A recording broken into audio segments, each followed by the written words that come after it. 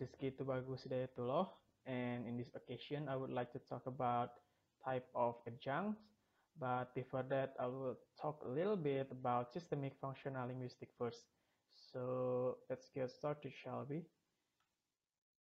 So, systemic functional linguistics, or SFL in short, is a social theory, and it regards language as a meaning-making resource, and it's used by people to interact with each other in given situational and cultural contexts. So, adjunct. Adjuncts or adverbs are elements which are additional rather than essential to the proposition. It can be used to add extra information about events such as situation, time, place, reasons, purpose, and so on, to express in the core of the preposition. There are circumstantial adjunct, and then interpersonal adjunct, and then the textual adjunct. So, function of adjuncts. Function of adjuncts, it provides one means for interactants to expand the field of negotiations beyond the subject and finites.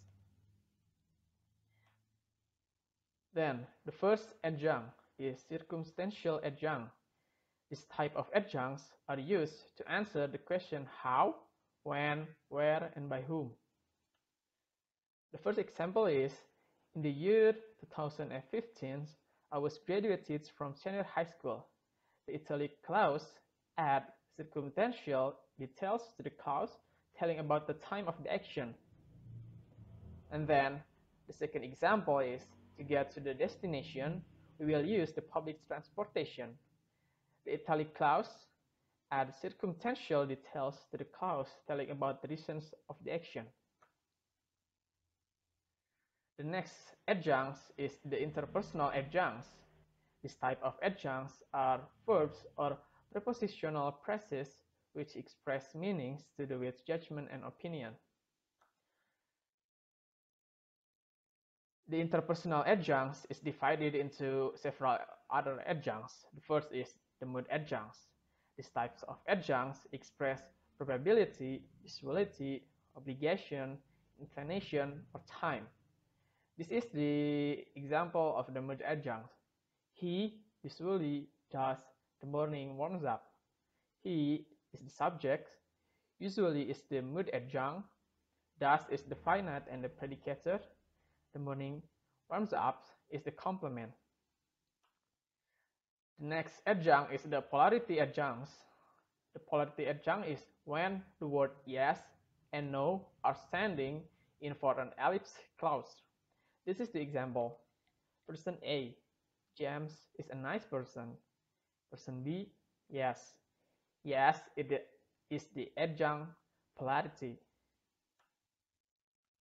The next adjunct is comment adjuncts.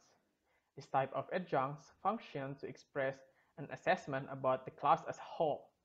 This is the example. Unfortunately, not all high school students could pass SBMPTN. Unfortunately is the comment adjunct. Not all high students is the subject, could is the finite, pass is the predicator, SBMPTN is the complement. Let's move on.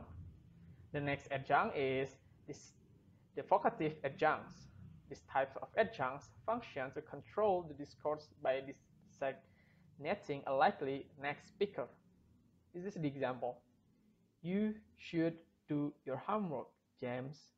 You is the subject, should the finite, do the predicator, your homework is the complement, and James is the vocative adjunct. Then the last type of adjuncts, textual adjuncts. This type of adjuncts express meaning about logical links and continuities between one clause and earlier clause. This type of adjuncts is divided into three adjuncts. The first adjunct is the conjunctive adjuncts. This type of adjuncts are expressed by conjunction and function to provide linking relations between one clause and another. This is the example. And what do you think? And is the conjunctive adjunct. What is the complement?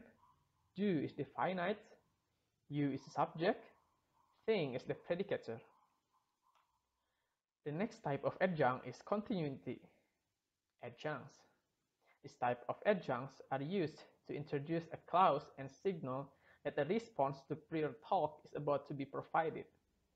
This is the example. Yes, ma'am, I understand.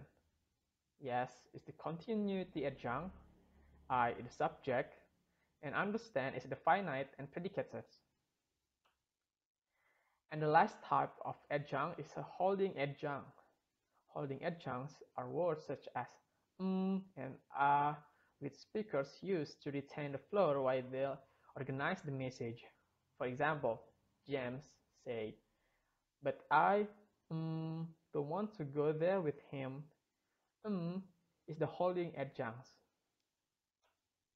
So I think that's all from me. Thank you for your time.